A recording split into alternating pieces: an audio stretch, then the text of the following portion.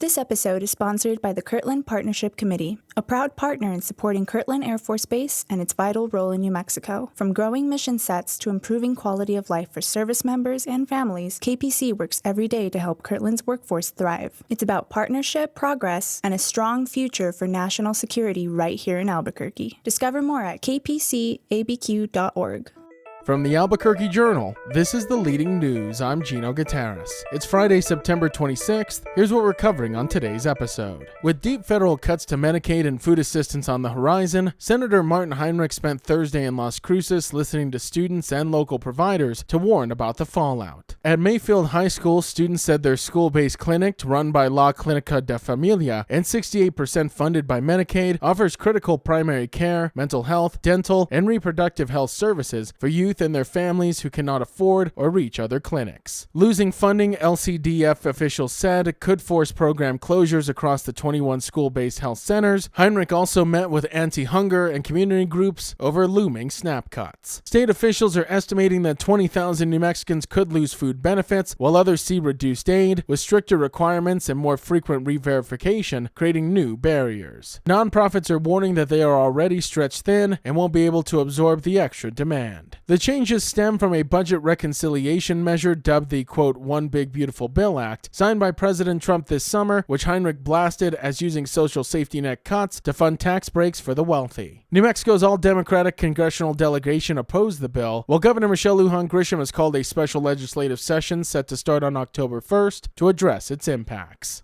Construction workers and contractors are warning that New Mexico's road network could deteriorate and tens of thousands of jobs could be lost unless the state acts quickly to boost transportation funding. On Thursday, they called for an emergency $500 million cash infusion during October's special legislative session to help keep projects going. The New Mexico Department of Transportation normally receives $200 to $300 million annually for new construction, but was allocated just $65 million this year. Industry leaders say the shortfall endangers 61,000 jobs statewide, from contractors to equipment suppliers, and risks delaying critical repairs to highways like I-10, I-25, and I-40. Governor Michelle Lujan Grisham's office said road funding won't be on the special legislative agenda, but could be considered in the 30-day legislative session that is starting in January. Contractors, though, are arguing that the crisis can't wait. They cited New Mexico Department of Transportation data that showed only 69% of the state's roads were rated acceptable in 2023, down 75% from 2011, and with deteriorated roads costing drivers about $2,000 a year in vehicle maintenance. Despite federal infrastructure dollars, the state still faces a $471.6 million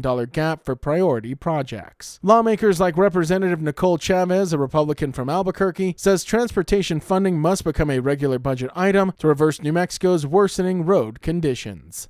Albuquerque is installing fencing along medians on East Central Avenue to steer pedestrians towards safer crossings at intersections and new mid-block crosswalks. That's according to a city announcement that was made on Tuesday. Work began last week near Pennsylvania, Wyoming, and Louisiana and will take about 2 months, with 500-foot lane closures during construction. The fencing is part of a $2 million package of safety upgrades that were unveiled on September 5th. Other measures include adding high-intensity activated crosswalk or hawk signals at Britt and Dorothy, reducing the speed limit from 40 to 35 miles per hour, and installing nearly 20 solar lights, and cutting Central from 6 lanes to 4, while adding business access and transit lanes. City officials say the changes aim to curb pedestrian crashes on one of Albuquerque's most dangerous corridors. Bike ABQ President Patrick Martin expressed skepticism about the fencing's effectiveness, but acknowledged its potential value, especially at night when speeding has become common.